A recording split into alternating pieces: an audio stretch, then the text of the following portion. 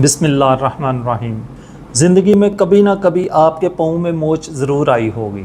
अगर आपका पाँव नहीं मुड़ा तो आपकी फैमिली में या दोस्त अहबाब में से किसी का पाँव ज़रूर मुड़ा होगा। इसको हम एंकल स्प्रेन या ट्विस्टेड एंकल कहते हैं। अब जब पाँव में मोच आती है तो हम लोग क्या करते हैं, हम फटाफट उस पर गर्म टकोर करते हैं। क्या गर्म टकोर करना दुरुस्त है? हमारे लोग उस पर तेल की मालिश शुरू कर देते हैं। ठंडा तेल, गर्म तेल, मुख्तलिफ तेलों की मालिशें शुरू कर देते हैं। क्या उस पर मालिश करनी चाहिए? क्या उससे फ़ायदा होता है या कि नुकसान होता है? हमारे लोग तेल को गर्म करके उसमें हल्दी डाल के उसका वो तेल और हल्दी का लेप करते हैं और ऊपर पट्टी बांध देते हैं। क्या ऐसा करना दुरुस्त है या कि ये ख़तरनाक है? हमारे इधर रिवाज है कि लोग जरा हड्डी जोड़ के पास बहुत ज़्यादा जाते हैं। वो जी गिट्टा टल गया था, यानी कि टखना टल गया, तो हमने हड्डी जोड़ से जाके टखना चढ़वाया है। क्या हड्डी जोड़ से टखना चढ़वाना चाहिए? मोहतरम नाजरीन, आज की वीडियो में मैं आपको एंकल स्प्रेन या पाँव के मुड़ जाना या पाँव में मोच आने के बारे में कुछ ऐसी हकीकत बताऊंगा जो आज से पहले ना तो आपको पता है और ना ही डॉक्टर हजरात इस तरफ तवज्जो देते हैं। तो पहले हम समझ लेते हैं कि मोच क्या होती है, स्प्रेन्ड एंकल या ट्विस्टेड एंकल क्या होता है। अगर हमारा पाँव फोर्सफुली बहुत ज़ोर से अंदर की तरफ मुड़ जाए, चलते हुए, भागते हुए अंदर की तरफ, नॉर्मल तो पाँव अंदर की तरफ मुड़ता ही है, लेकिन अगर वो ज़्यादा ज़ोर से अपनी रेंज से ज़्यादा अंदर मुड़ गया है तो इसको हम कहते हैं स्प्रेन्ड एंकल या पाँव में मोच आ गई है। अब ये हम कैसे कंफर्म करेंगे कि हमारे पाँव में मोच ही आई है? तो उसके कुछ साइन एंड सिम्टम हैं। एक तो दर्द है। दर्द आपको जब आप पाँव नीचे ज़मीन पे लगाएंगे, उस पर वज़न डालेंगे, चलने की या खड़े होने की कोशिश करेंगे तो दर्द होगा। दूसरा, वो टेंडर होगा। जैसे ही आप उसको टच करेंगे, जिस जगह पे आप गिट्टे की साइड पे आप उसको हाथ लगा के टच करेंगे तो वो पेनफुल हो जाएगा, दुखन होगी, आपको टीसें उठेंगी। तीसरा, इसमें स्वेलिंग होगी, यानी कि आपका जो एंकल जॉइंट है, जो टखना है, वो सूज जाएगा। इसके अलावा टखने पर नीले धब्बे पड़ जाएंगे, यानी कि ब्रूजिंग हो जाएंगी, उसके नीचे थोड़ा सा वो ब्लड इकट्ठा हो जाता है तो नीले नीले से धब्बे पड़ जाते हैं। हरकत का रुक जाना। हरकत या तो आपके पाँव पे हरकत होगी नहीं, या अगर आप हरकत है तो वो बहुत ज़्यादा आपको पेन होगी। अगर ये साइन सिम्टम आपके भी टखने में है और हिस्ट्री मुड़ने की है तो समझें कि एंकल स्प्रेन हो चुका है। जब एंकल स्प्रेन होता है, मोच आती है, तो आप लोग फटाफट उस पर गर्म टकोर करते हैं। गर्म टकोर करने से सूजन बढ़ जाती है, दर्द बढ़ जाती है। आप उस पर तेल की मालिशें शुरू कर देते हैं, उससे भी पाँव आपका सूज के इतना मोटा हो जाता है। गर्म तेल और हल्दी का जो लेप है उससे भी कुछ ऐसा ही होता है। और जो आप जरा के पास जाते हैं, जाके टखना चढ़वाते हैं, उस बेचारे को तो खुद कुछ पता नहीं होता। और आपके साथ होता क्या है? होता ये है कि एक छोटी सी मोच आपके लिए पूरी ज़िंदगी का अजाब बन जाता है। जब भी आप ज़्यादा खड़ा होने का काम कर लेते हैं, या आप ज़्यादा चलने फिरने का काम कर लेते हैं, या आपने थोड़ी सी भागदौड़ कर ली, तो आपको टखने में, आपको एंकल जॉइंट में पेन शुरू हो जाता है। अगर आप कहीं सैरो तफरी के लिए किसी ऊंची नीची जगह पे चले गए हैं तो आपको टखने में पेन शुरू हो जाता है। या जैसे ही सर्दियां शुरू होती हैं, सर्दियों का मौसम आता है, तो आपको एंकल जॉइंट में, यानी कि पाँव में, टखने में दर्द होनी शुरू हो जाती है। तो अब मैं आपको बताता हूँ कि मोच हकीकत में होती क्या है। हमारे ज़्यादातर लोग, डॉक्टर, हकीम, हड्डी जोड़ या जो सियाने हैं बड़े, वो कहते हैं जी जब मोच आती है तो जी पट्ठा टूट गया है या लिगामेंट टूट गया है। लेकिन हकीकत में लिगामेंट टूटता ही नहीं है, कोई पट्ठा आपका डैमेज नहीं होता। जो ये एंकल जॉइंट पे, जो लैटरल साइड पे, बाहर वाली साइड पे जो लिगामेंट होता है, ये इतना मज़बूत एक बैंड होता है, ये इतना मज़बूत एक रस्सा होता है जो आपके जोड़ को पकड़ कर रखता है।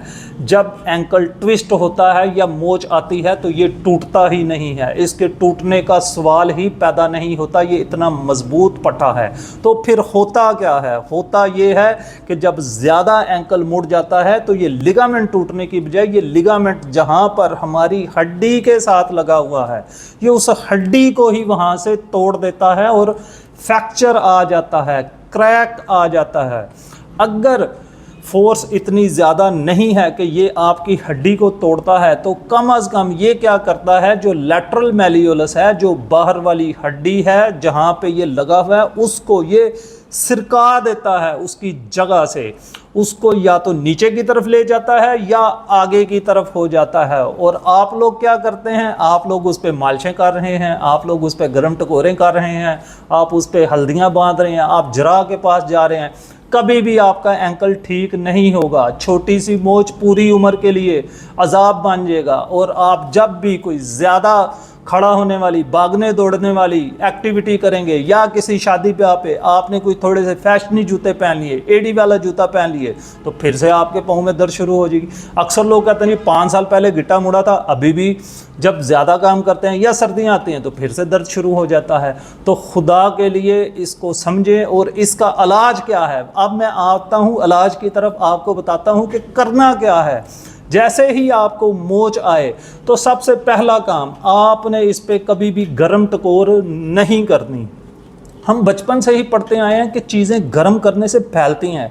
जब आप गर्म टकोर करते हैं तो ये सूज जाता है, इसके अंदर जो है ना वो जो छोटी खून की नालियां हैं उसमें से खून रिसना शुरू हो जाता है और सूजन इतनी ज़्यादा हो जाती है, पाँव सूज के इतना हो जाता है, आपको दर्द भी शुरू हो जाती है। तो याद रखें, पहले स्टेप में आपने गर्म टकोर नहीं करनी बल्कि आपने ठंडी टकोर करनी है। इसके लिए आपके घर में कोल्ड पैक होना चाहिए, बड़ा सस्ता सा ये मिल जाता है, हर घर में होना चाहिए।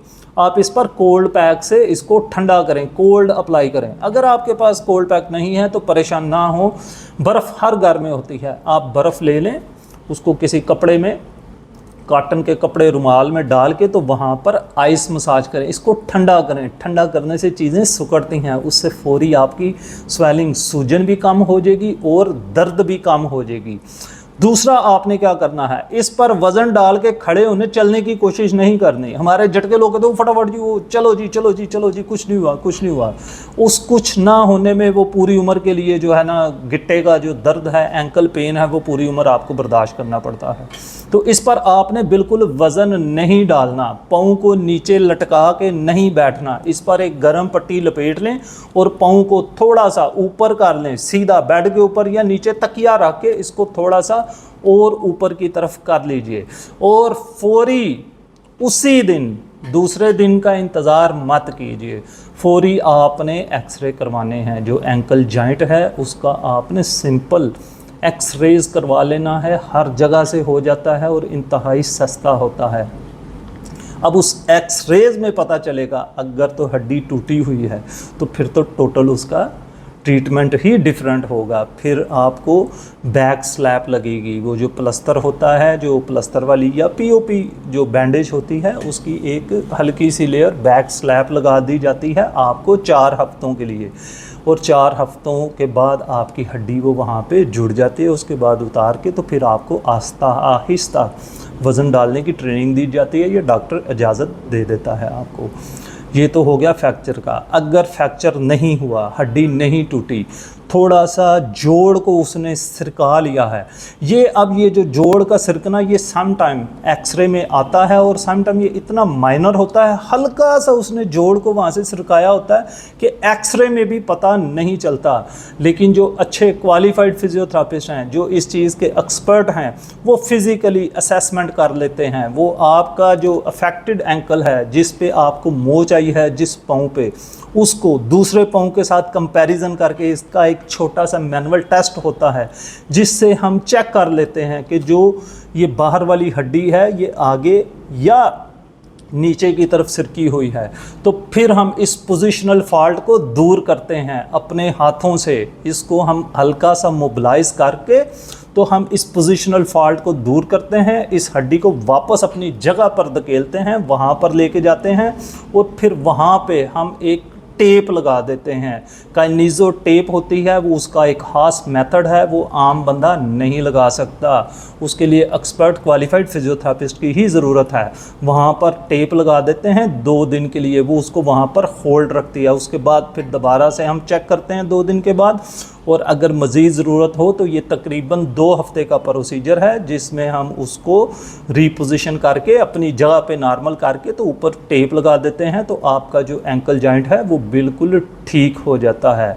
तो याद रखें, जब भी मोच आए तो आपने जरा के पास, हड्डी जोड़ के पास नहीं जाना, या घर में टूने टपके नहीं करने। सबसे पहले आपने एक्सरेज करवाने हैं, और बाकी भी चीज़ें मैंने आपको बता दी हैं।